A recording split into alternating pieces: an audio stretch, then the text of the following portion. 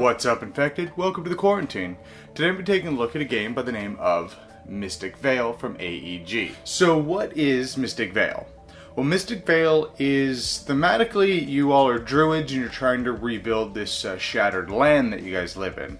However, mechanically speaking, the game is a push your luck with a little bit of deck building, but also a little bit of card crafting, where you always have the same 20 cards in your deck, but you're going to be upgrading those cards throughout the course of the game, and you're going to try to push your luck to gain more power to buy stronger upgrades for these cards. So I know that might be a little bit confusing, so let's just dive straight over to the overview. The setup is different depending on the number of players that you're going to be playing with. However, each player will get a mana token, and then each player will get a 20 card deck. Now, all the players' deck is exactly the same. You're going to shuffle it up, and you're going to go ahead and set your field. So let's see how you do that. In order to set your field, you're going to reveal the top card off your deck and place it to the right until you've revealed 3 of these red spoil tokens, such as this. Now when you do, you're going to take this and you're going to place it on the top of your deck. So during your turn, you will have 2 mana crystals to be able to spend to purchase cards with. However, keep in mind you do have your turn mana token. You can flip over and spend this to give myself 3. But another option you have is you can press your luck. So I can take this card and add it to my field, now giving me 3 mana, or 4 if I spend this. But you have to reveal the top card. Now if you do reveal a 4th spoil token, then all of the cards in your field are immediately discarded and your turn is over.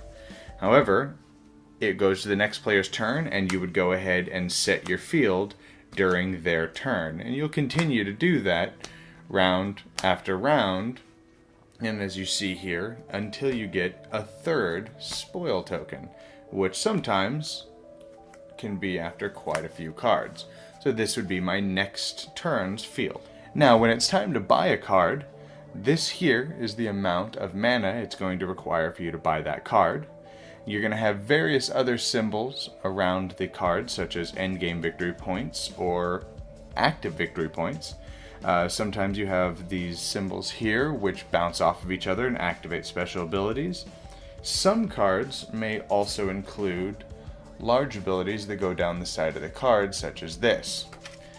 Then, most cards add something to the card, such as this case. When you reveal this card, you're going to add 2 mana. Now when you purchase a card, you're allowed to purchase up to 2 cards from this side of the field. You have level 1, level 2, and level 3. They're progressively more expensive, but they have progressively better abilities and additions to the cards. However, you can also buy the fertile soil cards, which always just cost 2. Another thing you can purchase, if you notice here, you have 3 different symbols. You can use these symbols just as though they were mana in order to buy cards on this side of the field as well. Now you're allowed to purchase 2 cards from here and 2 cards from here at most. These cards over here generally give endgame victory points or bonuses and buffs that you can use throughout the game. Now another symbol you need to be on the lookout for is the growth symbol. Now, a 1 growth symbol will cancel out 1 decay symbol. So if I had this on my field, as you see here, I have 1, 2, and 3. If this was also on a card in my field, for all intent and purposes, I only have 2 decay. Now, when you do purchase a card, you will, at the end of your turn, you will choose any one of the cards in your field and you will place it in that card. But there is a restriction. You are not allowed to cover something that is already on a card, such as here. You would have to choose another card. So I could put this on this card, and you'd put it in the sleeve, and then all of this, of course, would go into your discard pile, and you would proceed to reset your field. It should be noted that these cards, the ones that are not clear, they stay face up on your field. It should also be noted that some of the cards have active victory points. And you have, of course, the symbols that you can purchase cards from the right stack. And then you have end game victory points. So when you reveal a card that has active victory points, on your turn, if you decide to not, when you decide you will not push your luck and you're satisfied with your field, you will then get these points. However, if you decide to push your luck and you burst, then you do not get these points.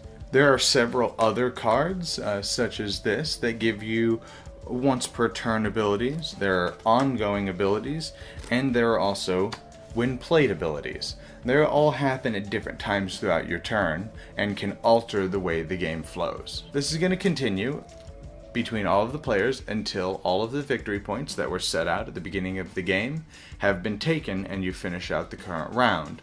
Afterwards, you will add up all of these victory points and any end-game victory points that you have, and the player with the most points is considered the winner. Alright, Mystic Vale.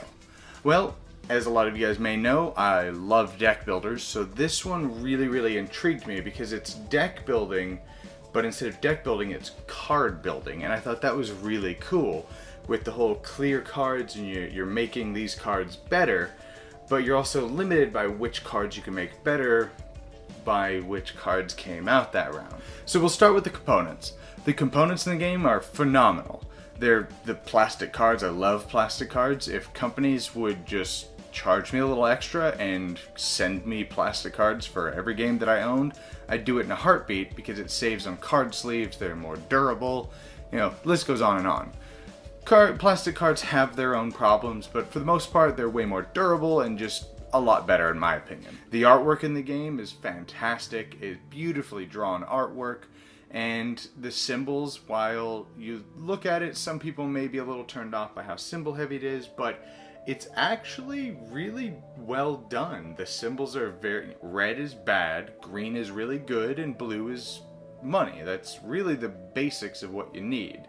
So overall, like, the components and everything on it are outstanding. Now, when you first get the game, there's this stuff over the cards, like a little plastic film.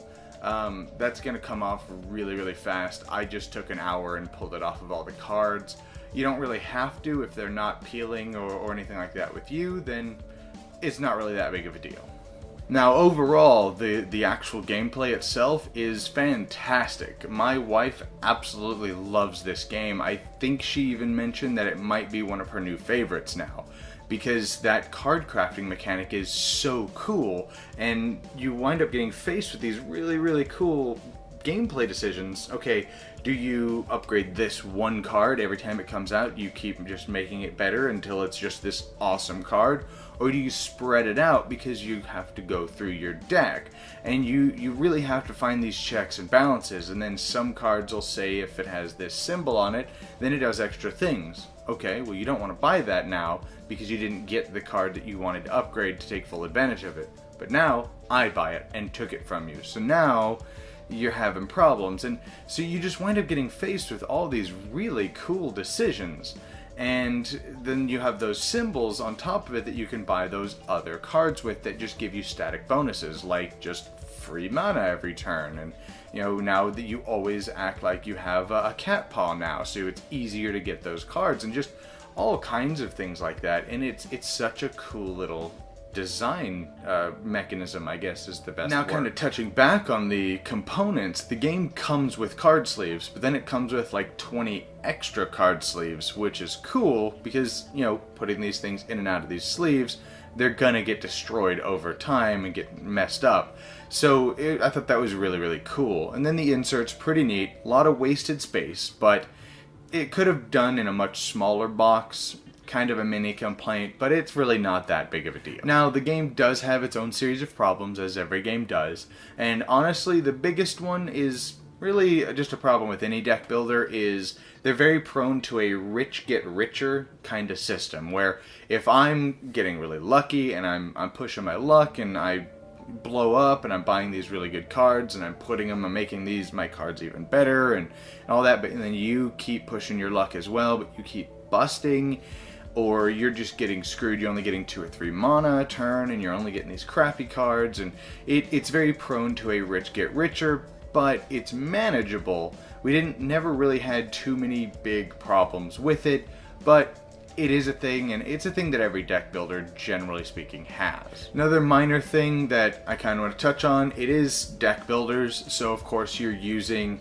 cards, which it has a magnitude of luck involved. Now, that seems kind of obvious, but I do want to put that in the video that, that is going to turn some people off. It is a card game, and it is a push your luck game, so there is going to be a magnitude of luck involved. But that luck can, of course, be mitigated through gameplay to an extent. Now, another downfall that we did have is the theme is really, really pasted on. You never really feel the theme coming through in the game. It's a very paper-thin theme. Now, that might turn some people off. It doesn't me. The gameplay more than makes up for the very shallow theme. But it's something I feel that should probably be noted. Now, I know what some of you guys are thinking, and it's probably the same thing I was thinking when I first heard of the game. Now, if I have this sleeved card, and if I'm adding cards to it, isn't that going to make it thicker, and I'm obviously going to know what that next card is? And yes, for the most part you will, but it doesn't really affect gameplay, because you flip over that top card, and you have to make a decision, am I going to push my luck? Once you decide to put it over into your field, you have to reveal that next card. So yes, you're going to grab that card and realize, oh no, that's a thick card. That could be one of, whatever many of cards that you've upgraded like this. And then you flip it over, and then there's always going to be that moment where your heart sinks because you see, one of those red symbols and you've just wasted your entire turn. Now, overall, yes, I definitely recommend Mystic Vale, especially for anybody who really likes deck builders and wants something that kind of breaks your standard mold from deck builders, because you're always going to have those same 20 cards. So it winds up adding a very interesting dynamic, because you're still adding stuff to your deck, but it's still the same odds, essentially. But then a lot of those cards add more red symbols, so now you wind up getting faced with even more decision, and it winds up being a really fun game. The setup isn't actually that bad. The teardown honestly isn't that bad either, because you only have 20 cards, so it doesn't really even suffer from the terrible teardown time that a normal deck builder has. Anyways, that is my review for Mystic Vale. I hope you enjoyed the video. I'll see you guys next time in the Quarantine.